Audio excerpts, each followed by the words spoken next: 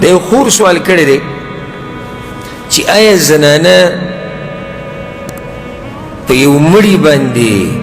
چې کور کې او هغه غسل ولا ورکړی شي او کفن شي نو دا زنانه په ده باندې د جنازې لمونځ کولی شي او که نه دا دومره اهمه مسله ده دومره اهم چې یعنی دا زنانه د لوی عقل خاوند درجې دې ته سوچتلی زمونږ په علاقو کې مړي له غسل هم کور کې ورکوي کسان راشي غسل له ورکي او بیا ول کفن ورکی او بیا هم څه وخت کور کې پروت دی نو اوس دا موقع نه چې دا ښځې په جنازه وکړي سوال اوس د دې دا دی د دې خور چې موږ په جنازه کولی شو که نه الجواب په دې کې هېڅ حرج نشته چې یو زنانه راولګي او په مړي باندې د جنازې لمونځ وکړي په کور کې او که چېرته دا زنانه راجمع شي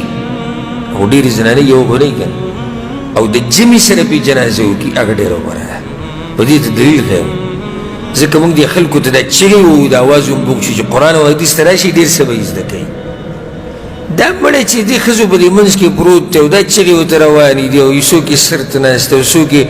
خپو ته او اله او موږ به څه کوو اله موږ تباه شو څوک ځان ځمکې له راچوي څوک ویښته وباسي او څوک غاړه شلوي او څوک کپړې شلوي او څوک بېهوشه کېږي او په چا پیریان راځي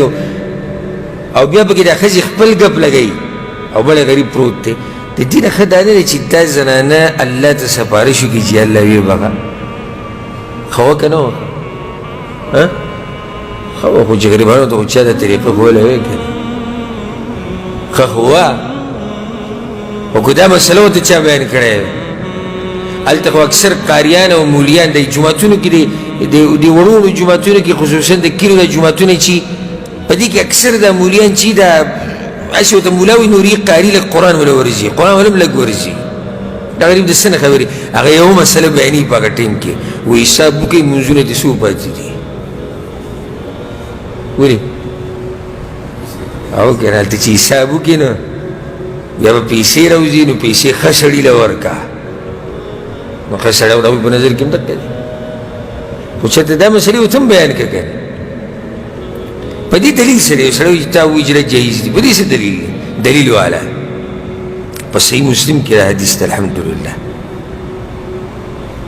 عائشة رضي الله عنها وي لما توفي سعد بن أبي وقاص رضي الله عنه كلا سعد بن أبي وقاص رضي الله عنه مرشو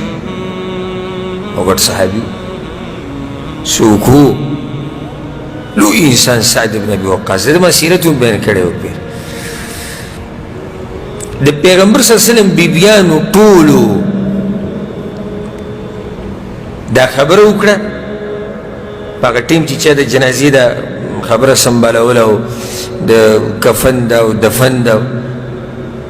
ارسل ازواج النبي صلی الله علیه وسلم ټولو دا پیغام ولېږو څه پیغام یې ولېږو ان یمروا بجنازته فی المسجد فیصلین علیه وی دا جنازه چې تاسو وړئ مقبرې ته او منزل یې وړئ او ښخولو له یې وړئ نو داسې به یې راوړئ د جومات ته مسجد نبوي ته دلته به یې راوړئ موږ ته به یې کېدئ نو موږ به پې لمونځ وکړو تاسو به وځئ یو به یې وړئ لکه دا ګټ انسان دی او زمونږ شوق دی چې موږ په ده باندې جنازې لمونځ وکړو دا د پیغمبر صلی الله علیه وسلم خاص ملګری ففعلوا هغوی جنازه راوړه دوی ته کېښود دوی به جنازه وکړه بیا یې ته ویې سم خیال دی جایز دی که نه جایز ښه جایز دی اوس که څوک دا وایي چې زمونږ مولا زمونږ مذهب زمونږ کتاب او ستا مولا ستا مذهب ستا کتاب تا ته مبارک شه د صحیح مسلم کې حدیث دی د پیغمبر صلی الله علیه وسلم بیبي عایشه بیانوي او وایي موږ دا کار کړی دی او صحابه کرام ټول موجود یو دا نه دي ویلي چې ستاسو دا کار ناروا دی او که ناروا وي هغو به پرېښودی وایي او ویلی چې نه بله که ناروا وي د پیغمبر بیبیانو هم دا کار نه غوښتو او وایي چې دا زموږ نه دی جایز ها ښځې دپاره دا نه دي چې دا به ځي مقبرې ته او جنازې له به ځي او خاص نه نه دا نشته داسې کېدی شي لکه اوس یو جومات ته زنانه لاړه د جمعې منظره اختر منظره یا بل منظره لاړه لکه داسې ښکلی مثال په دې باندې حرم دی او په مړي باندې جنازه کېږي او کولی شي هېڅ خبره نه خو دا نه دي زنانو دپاره چې دا به خاص د جنازې دپاره د کور نه وځي نو دوی دا کار کولی شي چې په کور کې پې جنازه کولی شي چې کله مړی هلته وي ښه اوس که دا مړی بهر وي لکه مړی بل ځای کې وشو